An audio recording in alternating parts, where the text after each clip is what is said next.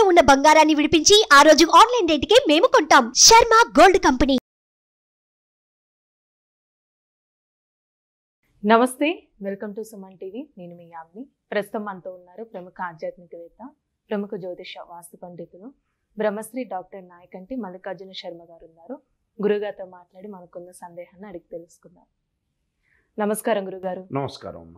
గురుగారు, ఈ శని వక్రగతి వల్ల అండి అసలు కుంభరాశి వారికి ఏ విధంగా ఉంటుంది? తప్పకుండా అమ్మ. ఓం శ్రీ గురుభ్యో నమః. ఇక్కడ శని వక్రగతి అంటే కుంభరాశిలోనే శని వక్రగతి కలగటం అంటే సంచారం చేయటం.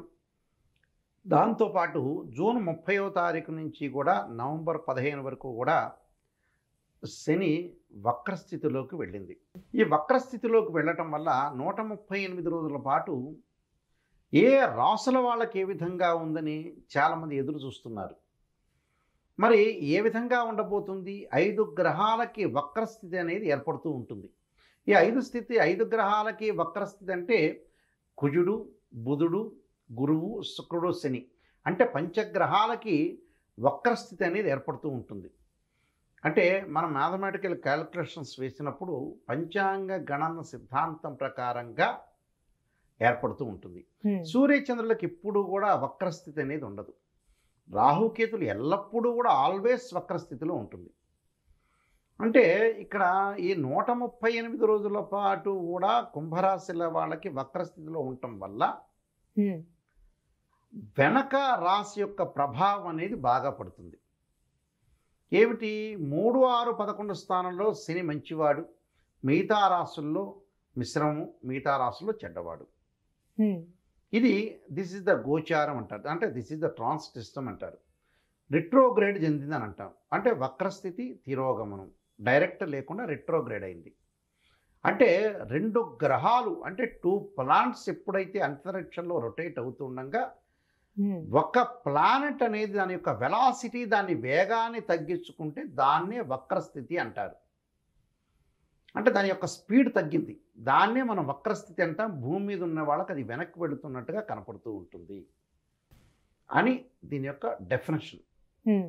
మరి ఆ వక్రస్థితిలో ఉన్న వక్రస్థితి నిజానికి అది వెలాసిటీ అంటే వేగం తగ్గుతుందని అర్థం. అంటే వెనక్కి వెళ్ళటం అని కాదు, దాన్నే మన పరిభాషలో వెనక్కి వెళ్ళటం అంటాం మనం. అయితే గ్రావిటేషన్ ఫోర్స్, గురుత్వాకర్షణ శక్తి అనేది ఒకటి ఉంటుంది కాబట్టి ఆ గ్రహాల యొక్క ప్రభావం అనేది మనిషి మీద పడుతుంటుంది. ఇక్కడ కుంభరాశిలోనే శని యొక్క సంచారం జరగటం కుంభరాశి వాళ్ళకి ఏంటంటే వ్యయస్థానం యొక్క ఫలితం వచ్చే అవకాశం ఎక్కువ ఉంటుంది. అంటే వ్యయస్థానం అంటే 12వ స్థానం యొక్క ఫలితం ఉంటుంది. అంటే జన్మంలోంచి 12వ స్థానానికి వెనక్కి వెళుతున్నట్టుగా అర్థం, ఫలితం వచ్చే రిజల్ట్స్. అంటే ఎలా ఉంటుంది? శని తిరోగమన కాలంలో కుంభరాశి జాతకులకి కొంత లబ్ధి కలిగే అవకాశాలు ఉంటాయి. అంటే కొంత మంచి రోజులు వచ్చాయి, కొంత బెటర్ లైఫ్ అని అర్థం. అంటే గతం కంటే కూడా బెటర్ లైఫ్ వస్తుంది అని అర్థం. అలానే ఆత్మవిశ్వాసం బాగా పెరగటం, దాంతోపాటు అన్ని విషయాల్లో విజయం సాధించే అవకాశాలు ఒకటి ఉండటం, దానితో పాటు ఆదాయ వనరులని గణనీయంగా పెంచుకునే అవకాశం. అంటే ఏదైతే ఇన్కమ్ అనేది గ్రోత్ చేసుకుంటారు, ఇన్కమ్ గ్రోత్ చేసుకునేటప్పుడు చేసుకోవటం జరుగుతుంది. నూతన వ్యాపారాల ప్రారంభం మంచిగానే ఉంటుంది. వ్యాపార భాగస్వామ్య వ్యాపారం బాగా కలిసి వచ్చే అవకాశం ఉంటుంది. విదేశాలకు వెళ్ళే అవకాశాలు ఎక్కువగా ఉంటాయి. దాంతోపాటు ఉద్యోగస్తులకు ప్రమోషన్లు వచ్చే అవకాశాలు ఎక్కువ ఉంటాయి. అంటే ఉద్యోగస్తులకు ప్రమోషన్ రావటమే కాదు, స్థానచలనం కూడా జరుగుతుంది. కష్టానికి తగిన ఫలితం వచ్చే అవకాశాలు ఎక్కువగా ఉంటాయి. అంటే దానితో పాటు మానసిక ఒత్తిడి, కొన్ని పనులలో కొంత జాప్యం ఉండటం, కాలయాపన అంటే జాప్యం జరుగుతుంటుంది. పని చేసే సమయంలో కొంత కోపాన్ని అదుపు చేసుకోవాలి వీళ్ళు. అంటే ఉన్నటువంటి వీళ్ళు ఎగురుతూ ఉంటారు, అంటే కోపపడుతూ ఉంటారు. అంటే ఆవేశపూరితమైన నిర్ణయాలు, ఆవేశంగా ఏరే వాళ్ళ మీద తగాదల గొడవలు రావటం ఒకటి.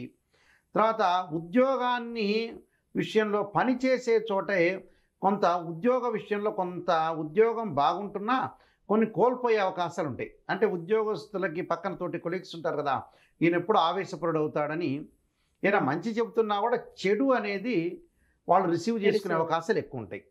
దాంతోపాటు కొన్ని అడ్డంకులు, కొంత పనులలో ఆలస్యం జరుగుతుంటుంది. నేను ఇందాక చెప్పినట్టుగా జాప్యం జరుగుతూ ఉంటుంది.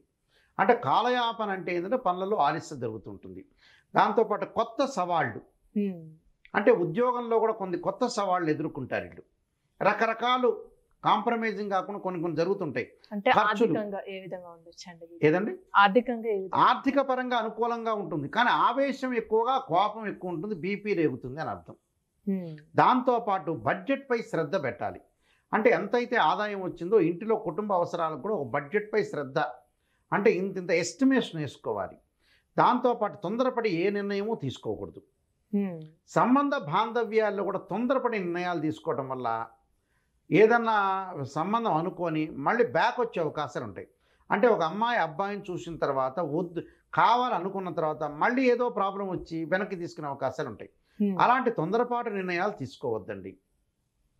అలానే ఆరోగ్యపరంగా శ్రద్ధ వహించండి. ఆరోగ్య సమస్యలు వచ్చే అవకాశాలు ఒకటి ఉంటాయి. శరీరంలో రుగ్మతలు, ప్రయాణాలు చేసేటప్పుడు జాగ్రత్త ఉండాలి. సముద్రం మీద నీటి మీద వెళ్ళేటప్పుడు జాగ్రత్త ఉండాలి. ధార్మిక కార్యక్రమాలు, తీర్థయాత్రలకు వెళ్ళే అవకాశాలు ఎక్కువగా ఉంటాయి. అంటే ప్రతి విషయంలో కూడా కొంత జాగ్రత్తగా ఉండటం మంచిది. అంటే అన్ని విషయాల్లో కూడా మంచి రోజులు వచ్చాయి, మంచిగానే ఉంటుంది. కొద్ది విషయంలో, అంటే ఎంత విషయంలో ఒక 25% శ్రద్ధ వహించాలి. 75% వీళ్ళకి అనుకూలంగా ఉంది, అన్ని బాగా జరిగే అవకాశాలు అంటే అన్ని రంగాల్లో పురోగతి కూడా జరుగుతుంది. కానీ ఒక 25%లో ఏమి జరుగుతుందంటే నిర్ణయం తీసుకోవడం చాలా తొందరపడద్దండి. ఆరోగ్య విషయంలో జాగ్రత్త ఉండాలి. ఉద్యోగ విషయంలో ప్రతి వాళ్ళతో కలిసిపోండి. మీకు కలిసిపోతే అంబటే ప్రమోషన్లు వచ్చే అవకాశం ఒకటి ఉంటుంది. అధికారుల యొక్క మన్ననలు పొందండి. లౌకిక జ్ఞానంగా ప్రవర్తించండి. అంతే నేను చెప్పేది. ఈ విషయాలు చేసుకుంటే వాళ్ళకి అన్నీ అనుకూలంగా ఉంటాయి. ఆరోగ్యము, మాట్లాడే విధానము, తోటి కొలీగ్స్ తోటి ఆలోచనలు, అంటే ఈ విషయాల్లో తొందరపాటు నిర్ణయాలు తీసుకోకూడదు. ఇలాంటివన్నీ కూడా తీసుకోకపోతే వీళ్ళకి అంతా మంచి జరిగే అవకాశం ఉంటుంది.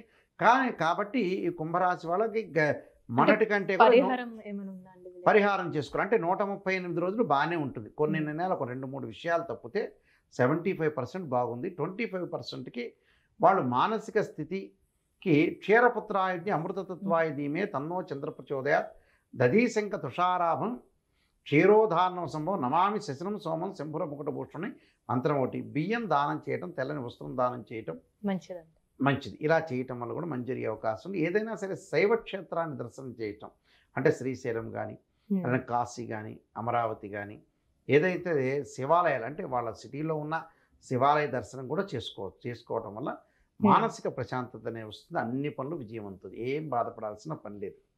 అన్నీ మంచి జరిగే అవకాశాలు ఒకటి ఉంటాయి. కొన్ని విషయాల్లో మనం కొంత కాన్సన్ట్రేషన్ చేస్తే ఖచ్చితంగా మంచి జరిగే అవకాశం గ్యారెంటీగా ఉంటుంది. మంచి పరిహారం తెలియజేస్తారండి. ధన్యవాదాలు. నమస్కారం. సుమన్ టీవీలో మీ పర్సనల్ అండ్ బిజినెస్ ప్రమోషన్స్ కోసం కింది నెంబర్కి కాంటాక్ట్ చేయండి.